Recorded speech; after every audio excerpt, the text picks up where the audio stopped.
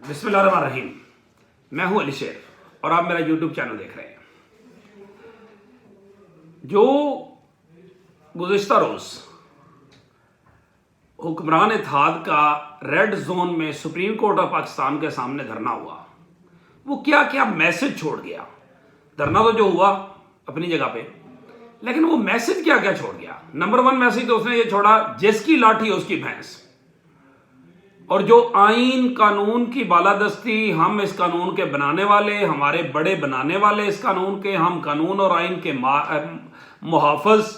وہ سب کچھ پیچھے چھوڑ دیا گیا اور اپنے ہی بنائے گئے قوانین کی اصول و ضوابط کی خود خلاف ورزی کی حکومت پاکستان نے. اور ملک کی تاریخ میں پہلی مرتبہ یہ ہوا کہ حکمران اتحاد نے ملک کی تاریخ میں پہلی مرتبہ سپریم کورٹ آف پاکستان کے خلاف اس کے باہر احتجاج کیا. یہ اور بات ہے، یہ احتجاج کیا، پرامن احتجاج کیا. یہ ایک کریڈٹ ہے ضرور کہ پرامن احتجاج رہا، یہ اچھی بات ہے، خوشی کی بات ہے. لیکن اسی کا ایک ماضی ہے، اور وہ مسلم لیگ نون کا ماضی ہے جب وہ اسی سپریم کورٹ پہ حملہ آور ہو گئی تھی.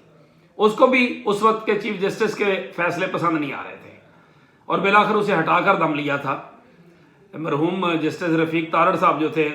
ان کی مدد سے ججوں کو برائب کیا گیا تھا. تو اس ساری صورتحال میں جو سچویشن تھی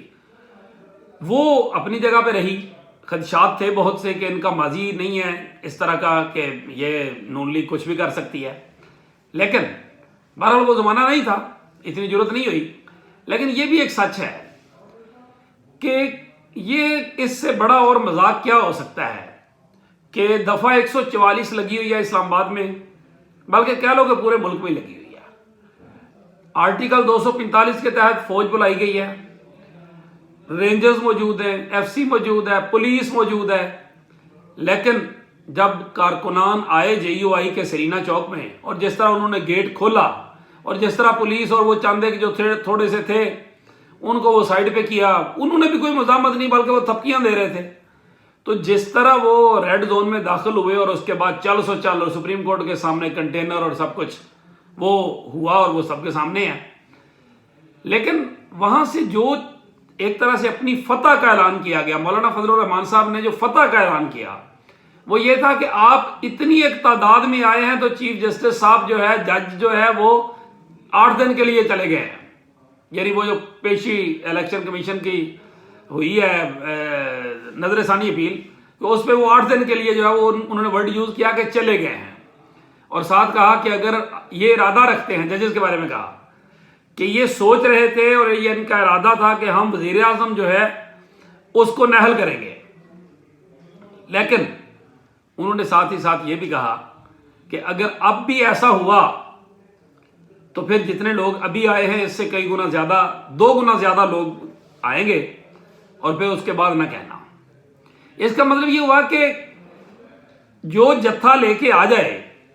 وہ آ کے سپریم کورٹ کے فیصلے تبدیل کرا لے. جب آپ یہ کہتے تھے کہ پی ٹی آئی اور پیٹ ایک جتھا لے کے آئی اور پارلیمان کو ختم کر دیا جائے، اور سارے کٹھے ہو کے نواز شریف صاحب کے ساتھ کھڑے ہوئے تھے، تو اس وقت جتھوں کی بلیک میلنگ سے نکلے تھے اور کہا تھا کہ جی ہم نہیں آئیں گے اس میں. تو کیا سپریم کورٹ آف پاکستان کو جتھوں کو دیکھ کر فیصلے کرنے چاہیے؟ اس کا مطلب ہے کہ آئندہ اگر کسی یہ جو ہے وہ کسی کو سپریم کورٹ کا فیصلہ پسند نہ آئے تو وہ کچھ ہزار لوگ جو ہے وہ لے کے آ جائے اور کہے آ کے کہ یہ فیصلہ تبدیل کر دو. تو جو بقول آپ کے کہ وہ فیصلہ شاید تبدیل ہو گیا ہے، ڈیلے ہو گیا ہے، اور آپ دھمکی دے کے چلے گئے ہیں، تو اس کا مطلب یہ ہوا کہ آئندہ کے لیے آپ نے یہ راستہ کھول دیا ہے. نمبر 1 کہ حکومت نے یہ راستہ کھول دیا ہے کہ دفعہ 144 کی خلاف ورزی کرو، آپ کو اپریسیشن ملے گی. آرٹیکل 245 کے تحت فوج موجود ہو ریڈ زون میں، وہ آپ کو کچھ نہیں کہے گی، اور وہ آپ کو اس کی شاباش ملے گی ایک طرح سے کچھ نہ کہہ کے. اور سپریم کورٹ آف پاکستان کو آپ گالیاں دیں جتنی دل کریں. تو اس لحاظ سے یہ ایک جو تھا ایک میسج، ایک جو راستہ دیا گیا ہے، یہ بہت ہی خوفناک ہے اور خطرناک ہے. دوسری طرف سوال یہ ہے کہ اگر یہی سپریم کورٹ کے حق میں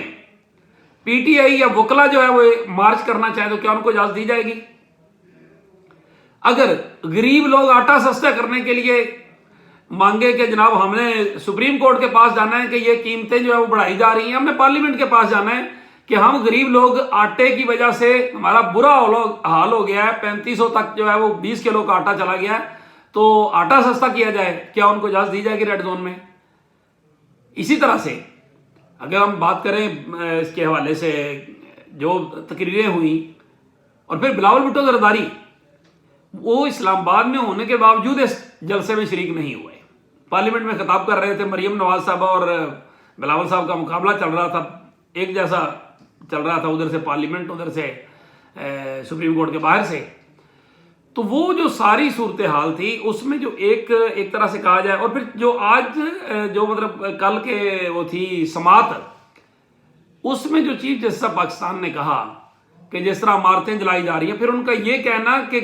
گیٹ کس طرح سے ریڈ زون کا پھیلانگا گیا اور وفاقی حکومت ان کی معاونت کر رہی تھی،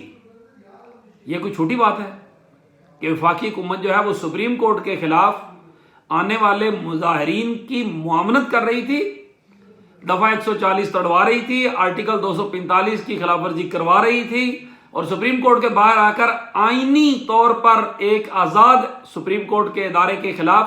جس کے لیے آئین پاکستان کے اندر آرٹیکل 68 جو ہے وہ اسی آئین میں انہی جماعتوں کے بڑوں نے ڈالا ہوا ہے کہ آپ سپریم کورٹ کے بارے میں ایوان میں بھی بات نہیں کریں گے، اور آپ سڑک پہ اس کے سامنے کھڑے ہو کے ججز کا گیٹ بند کر رہے تھے۔ اس کا مطلب یہ ہوا کہ کل اگر عمران خان صاحب یا وکلا یا کوئی اور تنظیم کو مذہبی جماعت ٹی ایل پی وہ کوئی لے کے اتنے بندے آ جائے تو آ کے کہیں کہ چلو چیف جسٹس صاحب استعفیٰ دو اور اپنے فیصلے بدلو ورنہ تم جو ہے وہ ہم یہ کر دیں گے اور ہم وہ کر دیں گے، عجیب بات ہے۔ بہرحال دوسری چیز امپورٹنٹ جو رہی اسلام آباد کے حوالے سے، اس میں آج کی چیئرمین تحریک انصاف عمران خان صاحب کی اسلام آباد ہائی کورٹ میں پیشی ہے، فواد چوہی صاحب کو اسلام آباد ہائی کورٹ میں پیش کیا جانا ہے، تو یہ کچھ چیزیں جو ہے نا یہ امپورٹنٹ ہونے جا رہی ہیں۔ اور لاسٹ میں جاتے ہوئے ایک چھوٹی سی خوشخبری ملی، اور وہ پیٹرولیم مصنوعات کی قیمتوں میں جو کمی کی گئی،